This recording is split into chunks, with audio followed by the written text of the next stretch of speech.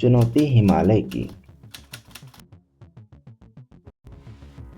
जोजिला पास से आगे चलकर जवाहरलाल मतायन पहुंचे तो वहां के नवयुवक कुली ने बताया, साहब, सामने उस बर्फ से ढके पहाड़ के पीछे अमरनाथ की गुफा है। लेकिन साहब, रास्ता बहुत टेढ़ा है। किशन ने कुली की बात काटी। बहुत चढ़ाई है और साहब दूर भी। कितनी दूर? जवाहरलाल ने पूछा। 8 मील साहब, कुली ने जल्दी से उत्तर दिया। बस, तब तो जरूर चलेंगे। जवाहरलाल ने अपने चचेरे भाई की ओर प्रश्न सूचक दृष्टि डाली। दोनों कश्मीर घूमने निकले थे और जोजिला पास से होकर लद्दाखी इलाके की ओर चल आए थे। अब अमरनाथ जाने में क्या आपत्ति हो सकती थी? फिर जवाहरलाल रास्ते की मुश्किलों के बारे में सुनकर सफर के लिए और भी उत्सुक हो गए। कौन कौन चलेगा हमारे साथ? जवाहरलाल ने जानना चाहा। तुरंत किशन बोला, साहब, मैं चलूंगा। भेड़ें चराने मेरी बेटी चली जाएगी।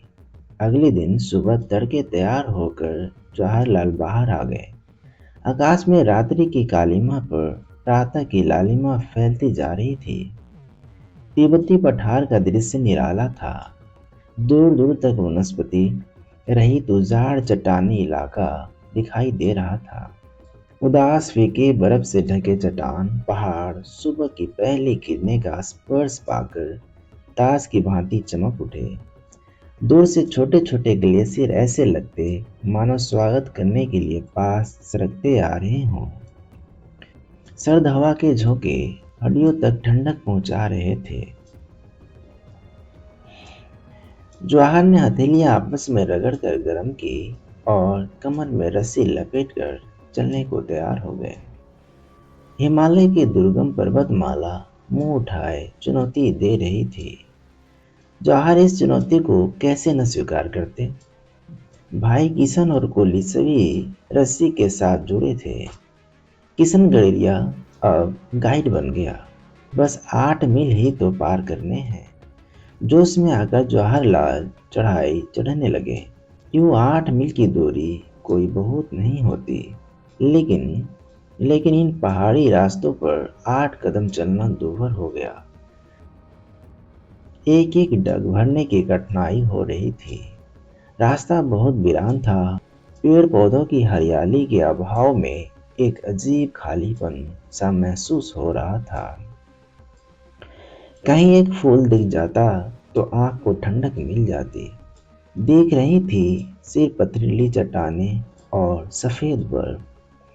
फिर भी इस गहरे सन्नाटे में बहुत सुकून था। एक ओर सूं सूं करती बर्फीली हवा बदन को काटती तो दूसरी ओर ताजगी और स्फूर्ति भी देती। जवाहरलाल बढ़ते जा रहे थे। ज्यों ज्यों ऊपर चढ़ते गए त्यों त्यों सांस लेने में दिक्कत होने लगी। एक कुली की नाक से खून बहने लगा। जल्दी से जवाहरलाल ने उसका उपचार किया। खुद उन्हें भी कनपटी की नसों में तनाव महसूस हो रहा था। लगता था जैसे दिमाग में खून चढ़ आया हो। फिर भी जवाहर ने आगे बढ़ने का इरादा नहीं बदला।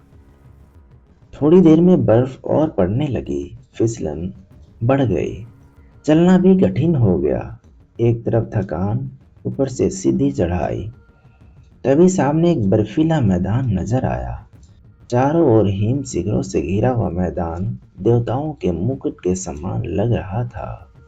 प्रकृति की कैसी मनोहर छटा थी, आंखों और मन को तरोताजा कर गई। बस एक झलक दिखाकर बर्फ के धुंधलके में ओझल हो गई। दिन के 12 बजने वाले थे। सुबह 4 बजे से वे लोग लगातार चढ़ाई कर रहे थे। शायद 16,000 फीट की ऊंचाई पर होंगे इस वक्त। अमरनाथ से भी ऊपर पर अमरनाथ की गुफा का दूर दूर तक पता नहीं था। इस पर भी जवाहरलाल की चाल में न तो ढीलापन था, न बदन में सुस्ती। हिमालय ने चुनौती जो दी थी। निर्गम पथ पार करने का उत्साह उन्हें आगे खींच रहा था। साहब लौट चलिए वापस, कैंप में पहुंचते पहुंचते दिन ढल जाएगा, एक कुली ने कहा। लेकिन अभी तो अमरनाथ पहुंचे नहीं। जवाहरलाल को लौटने का विचार पसंद नहीं आया। वह तो दूर बर्फ के उस मैदान के पार है। किशन बीच में बोल पड़ा।